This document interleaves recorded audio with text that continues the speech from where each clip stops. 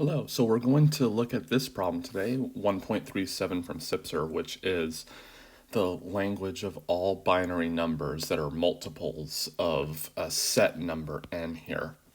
So we figure out what the value of n is, and then we look at all binary numbers that are a multiple of it. So, and for each one of them, we have to show that it's regular, meaning that there's a DFA for it. So let's see. So let's look at C1. So C1 is all of the binary numbers that are a multiple of 1. Well, that's literally every binary number in existence. So that is 0, 1 star, which is clearly regular. So C2 is essentially all even numbers for that reason. And we know that all even numbers in binary end in a 0. So this is the same thing as saying all strings in 0, 1 star that end in 0. Which is the same thing as saying 0, 1 star 0.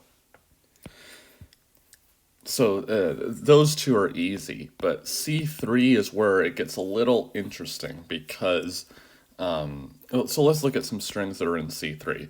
So anything with 0 in it is just all zeros because it's a multiple of 3.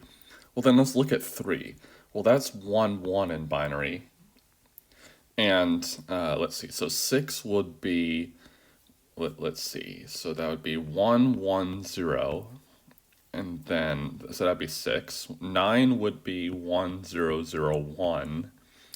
And we can keep going on like this. So there's not really any distinguishable pattern here. So we saw like C1, C2, it seemed like we had 0, 1 star with something after it.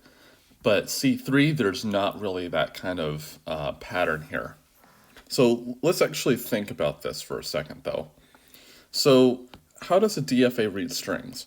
So if we have a string W, which is W1, W2, W3, up to Wn, for example, let's say that's in 0, 1 star, well, the way that the DFA reads a string, of course, is from left to right. So it reads one character at a time. So, and of course the DFA doesn't actually know when the string is finished until it actually finishes. So let's see, so what can we do about that? Well, let's look at a partial string. So W1, W2, W3 up to WI, for example. So WI is somewhere in the middle of the string, and then the rest of the string. So let's actually look at the string up to that point.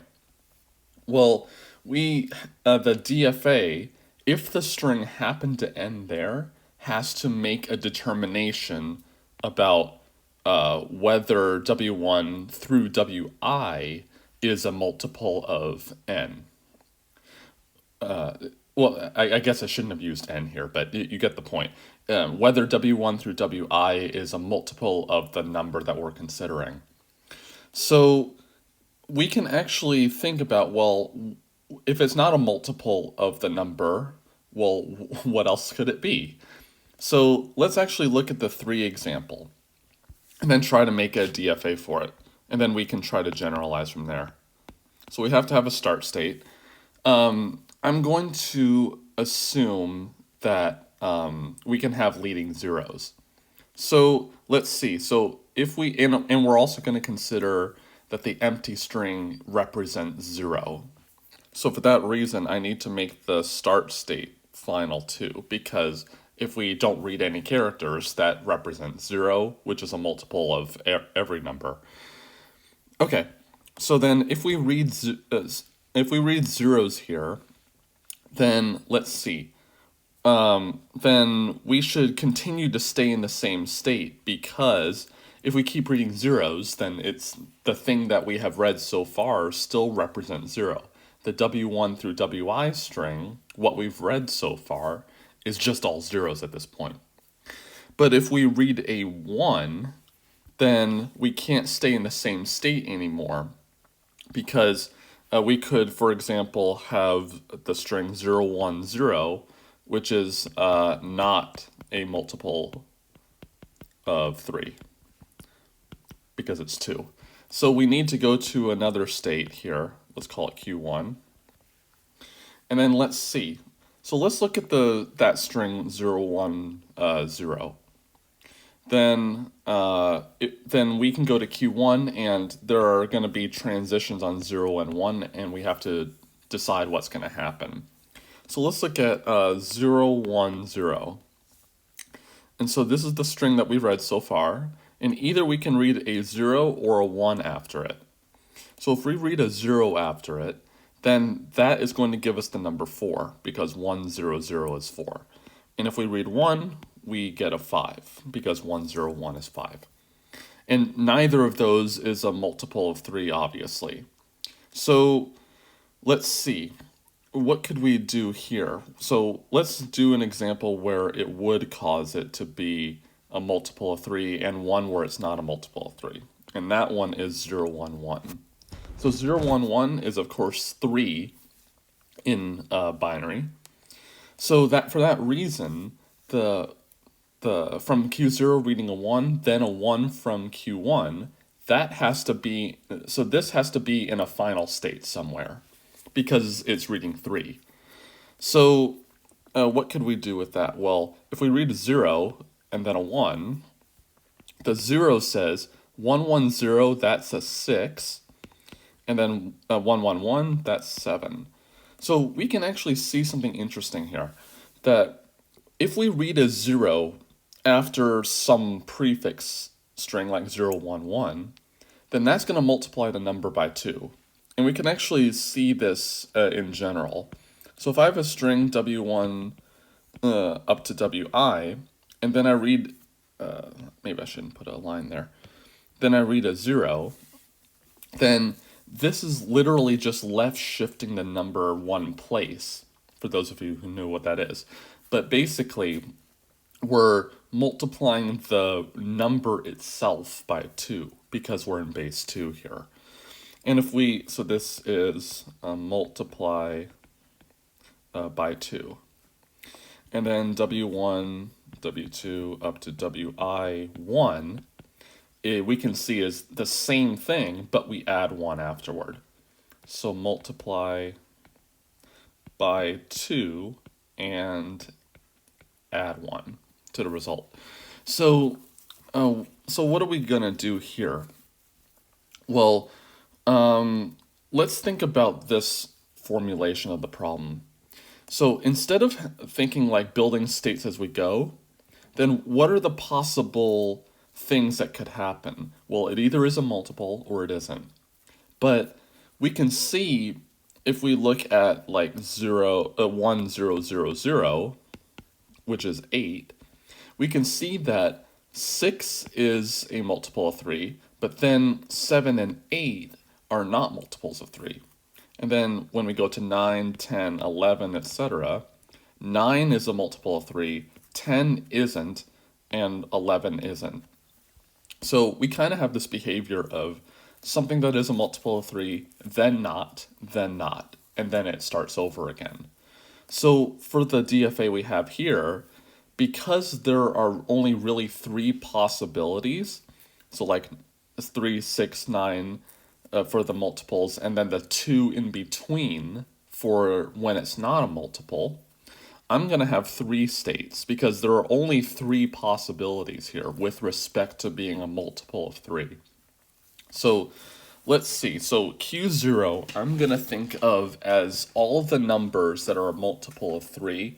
1 is the one right after it, and 2 is the one after that. So let's think about what Q1 would do on 0. So Q1 says that we're going to multiply the thing by 2. So if you think about it for a second, then that corresponds to, let's see, so what are we going to do here? So let's look at 4, for example.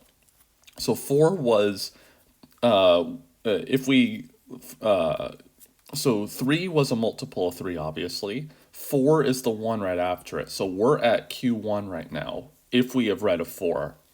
Not in the DFA that we had, but just in our idea. So Q1 is where we are after reading 4.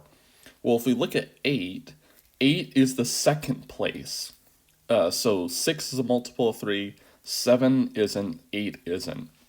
So Q2 is where Q1 should go on input 0.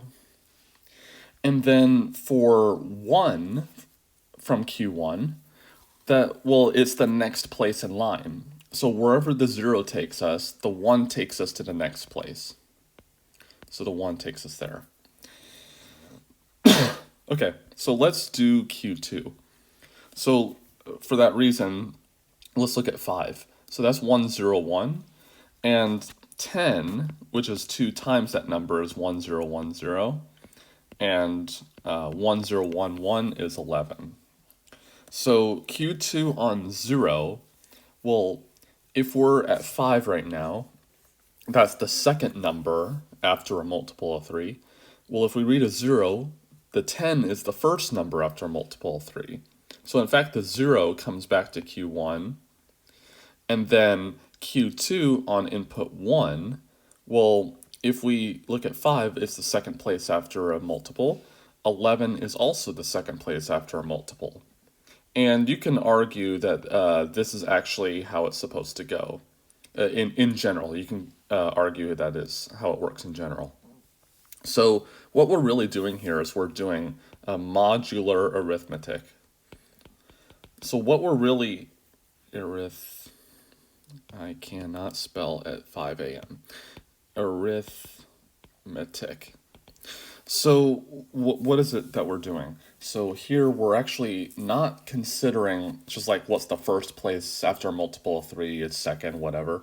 What we're doing here is looking at all of the remainders with the respect to the number that we're considering, which is 3 in this case.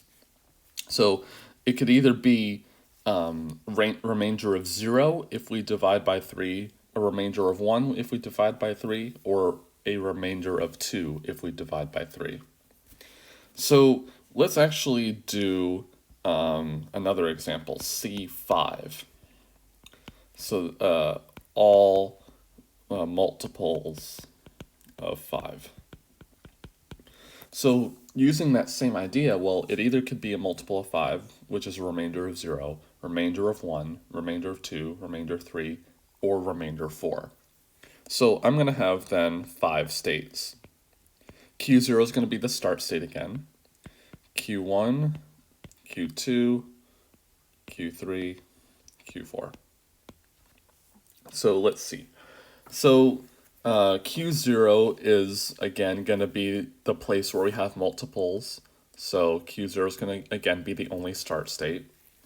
So let's look at this. So if we take something that is a multiple of 5 and put a 0 on it, well, remember that adding a 0 is multiplying the number by 2. But if it's already a multiple of 5, multiplying by 2 is not going to change that. So this, I shouldn't have done that. So this should self-loop on 0, and then it should go over to Q1 on 1. So always figure out the 0 transition first, and then the 1 transition is the next one in the line. So let's do Q1. So if it's a remainder of 1, then if you think about it for a second, if we read a 0 multiplying by 2, a remainder of 1 turns into a remainder of 2. And we kind of saw that up here. When we had like a 4, which was a remainder of 1, multiplying by 2 gets us 8, which is a remainder of 2. So it works exactly the same way here. So remainder of 1, reading a 0 goes to Q2. And then, of course, the 1 is the next one in the line. For Q2, a remainder of 2, reading a 0, multiplies the remainder by 2. So 2 times 2 is 4. So that comes over to here on 0. The Q2 goes to Q0 on 1, because it's the next one in the line. Q3, well, a remainder of 3 times 2 is going to be 6, but what we need to do here is to reduce that remainder by 5. So when we have a remainder of 6, we take 5 away to be 1. So if it's bigger than 5, we take away 5. So if it's 6, then we take away 5, which is 1. So the Q3 needs to go to Q1 on 0, and the next one in the line is going to be Q2, which is, so that's where the 1 goes. And then Q4, let's see. So Q4, multiply the remainder by 2 is 8, and then reduced by 5 is going to be 3. So then that's going to be here. And then the next one in the line for the 1 is itself. And so that's the entire DFA. So let's actually just check to be sure. So let's do 1, 0, 0, 1, 0. So let's see, so what is this number? So this is the 2's place, 4's, 8, 16. So this is 18 in binary. So this should land us at Q3 because 5 goes into 15, and so 18 has a remainder of 3. And we can see, well, Q0 goes to Q1, then to Q2, then to Q4, then we stay at Q4, then we read a 0 go into Q3. And so how do we do this in general then? So Cn is multiples of n. So what do we do here? So let's do this formally. So then, so let's see. So then we're gonna construct a DFA. I'm gonna call it D sub n because it depends on the n here. So then it's gonna be some set of states, sigma delta Q0F as usual. So Q, the set of states, is going to be the numbers from 0 up to n minus 1. So I'm going to, we can call them Q0 up to Qn minus 1, but I can just leave them as numbers. It doesn't really matter. So then the start state is going to be 0 because that's the state that corresponds to no remainder at all, which means it's a multiple. The set of final states is going to be just 0 and nothing else, the state 0. And then the transition function from a state I, so just some number, reading a 0 is going to be, what is it? So it's going to be 2 times I, because it's multiplying by 2, and then modulo, so take the remainder with respect to n. And then delta of I1 is going to be 2 times I plus 1, that whole thing, modulo n. And I should put parentheses around this too. Okay, cool. So this actually shows that the language Cn is always regular for any n at least 1, because we can always make a DFA for it. And we can prove this. So the basic idea is that we look at the partial strings right here, so the W1 through Wi, and then we can prove by induction that it works in general. And it's actually pretty easy to show, which is kind of like this. So so let's just say we have a W1, W2, W3 up to WS, for example. I'm not going to use n here because the language has n in it. So let's proceed on induction. So if s is equal to 1, well, that's one character.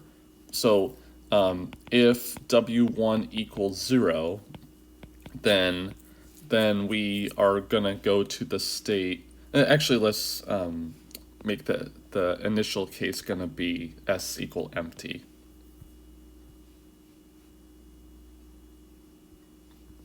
Okay, I'm not sure what happened here. So let's just close it. Okay, I'm not sure what happened there. So let's actually just look at the empty string. So s equals 0. So the empty string is equal to 0. It represents 0. So we are in the state Q0, which is final by definition. And we want this because 0 is a multiple of any number. So this is good here. So then let's just say that s is equal to k for some k. And then, actually, we want to show as k plus 1 for some k, and is true for all s less than or equal to k. So it was true up from 1 up to k, and we want to prove the k plus 1 case. So let's look at the string w1, w2 up to wk minus 1, actually I used s here. Actually, let's just do k. And then wk plus 1.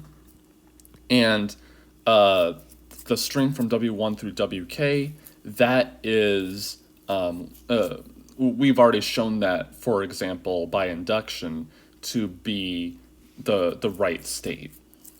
So let's see. Well, either, so let's see. So then w1, let's just say that we're going to let the remainder of the first piece, modulo n, this whole thing modulo n equal to p, for example. The remainder is p. Well, let's see. By definition, then the transition function after reading w1 up through wk plus 1 is going to be in state 2p,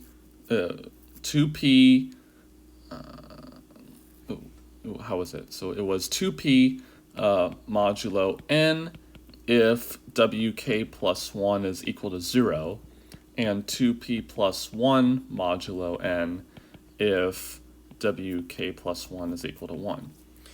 But that's literally what the definition of putting a 0 on the end of a binary number does, and 1 correspondingly. So they're going to be in the correct states for that reason. So I told you it was pretty easy to prove. Okay, so then therefore the language up here, Cn, is always regular. So I hope that was interesting, and I'll see you in the next one.